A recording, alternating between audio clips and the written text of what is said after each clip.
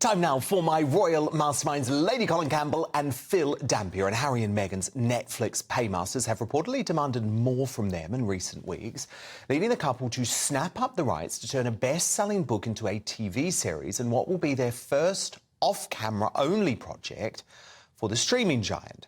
Experts estimate the rates could have cost up to £3 million for Carly Fortune's romantic novel Meet Me by the Lake, which follows the love story of a couple in their 30s dealing with the pain of losing a parent in a car crash as a child.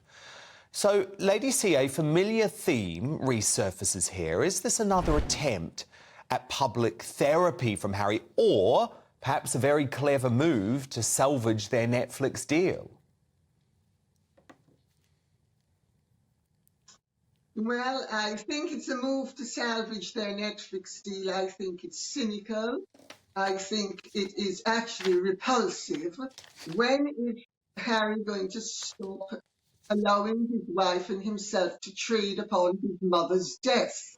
Also, may I say, Dan, you know, I have been in the publishing world for 4 decades now, and I'm here to tell you there's absolutely no way, because I've spoken to people about it in America, and there is no way that that book sold for $3 million or pounds. It's ridiculous. If it's sold for 30, that's about right. If it's sold for 300, she is squeezed in and doing fantastically well. And under no circumstances has it gone for 3 million.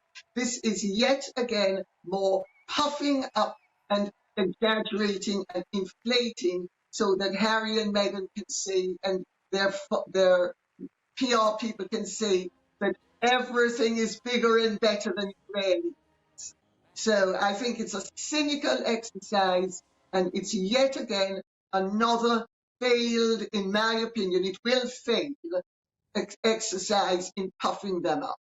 I mean, Phil Dampier, they can't really afford this to be a failure, though, can they? They need to deliver a hit for Netflix. Yeah, good evening, Dan. They need to deliver a hit. I mean, what we told a few weeks ago, they were going to stop going on about the royal family, they were going to stop talking about themselves, and then lo and behold, their first fictional project seems to be based around their life. I mean, it makes you wonder if they're actually behind this book in the first place. I mean, they said they had nothing to do with finding freedom, didn't they?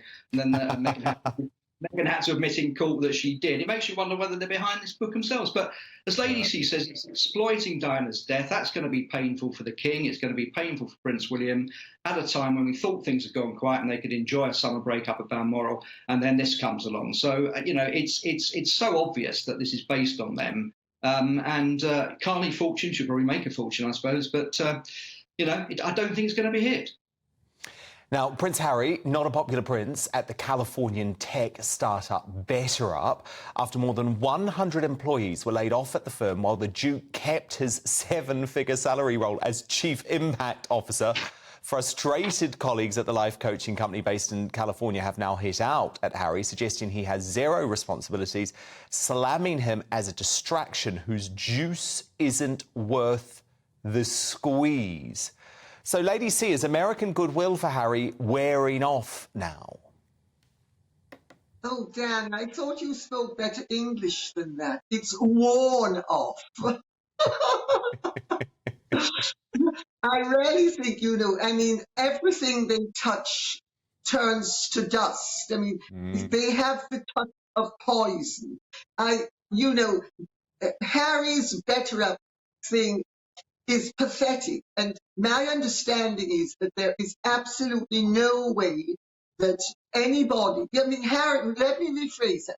Harry is a study in maladjustment. And Harry is the face of a company that is supposed to be helping workers. But the workers of the company themselves are complaining about the fact that the company that is supposed to be helping other workers can't help their own kind. I mean, it's the whole thing is crazy and illogical.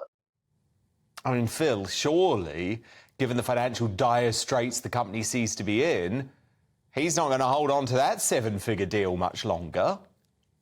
Now, what's he got? He's got the title of Chief Impact Officer, hasn't he? I mean, he's made very impact. And if you're one of the 100 people who've been laid off, you are going to be fed up that he's on this ridiculous salary for doing very little, and as you say, squeezing very little juice out of it. So, yeah, it's all talking, isn't it? You know, they got all these offers rolling in when they first arrived in California. They've spread themselves too thin. They're not particularly talented. They're never going to succeed at half of them, and it's all coming home to roost. And I'm not surprised that they're getting the criticism for it, particularly from people who have been, earning a fraction of their salary. Well, indeed. Look, if you're paid a seven-figure salary from anywhere, you've got to do some damn work, and it just doesn't seem like he's actually done that for Better Up.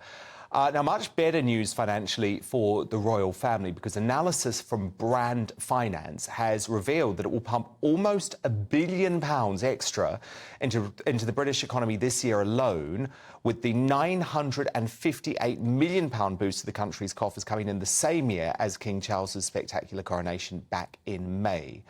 So, Lady C, given there were lots of fears about the death of the late Queen, how it would impact the financial success of the monarchy, I know it's early days, but this is promising news, is it not, for the reign of King Charles? I think it's excellent news. You know, it shows that the monarchy gives very good value for money. And it shows that they are on a winning wicket. And I have to say, Dan, I don't know if you'll agree with me, you and Phil, but I actually think Harry and Meghan have actually helped the monarchy in a perverse sort of way, because they have focused attention on the work and the exemplary behaviour of the rest of the royal family, in contrast to their bad behaviour. And I think that it now focuses everybody's attention on the others in a far more positive way than it would otherwise have done.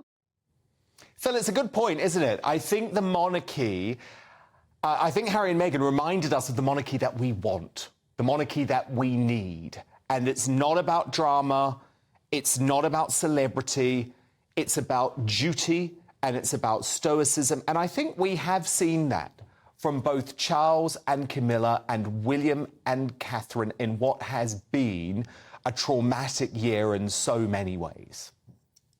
Yeah, I think Lady C's right. It's showing the contrast between the two of them, isn't it? I mean, I've been reporting on the royals now for 37 years, and the subject has never been bigger. I mean, the worldwide interest is absolutely amazing. And in terms of finances, there's a potential to earn a lot more because, I think with Windsor Castle, Buckingham Palace, Balmoral, all these homes that the King now has, a lot of those could be turned into museums. They could earn a lot more money for the country, and I think there's a bright future for it if it's done properly. Lady C, just finally, quick word. Do you think it's the right decision for Charles not to ask Harry and Meghan over to the UK to mark the one-year anniversary of the late Queen's death? Well, I understand, in fact, that they have an open invitation that they were discouraged from accepting. So I suppose you could say Same thing. The King and William have made it absolutely clear that they don't want to speak to Harry. They want to have anything to do with Harry or Meghan.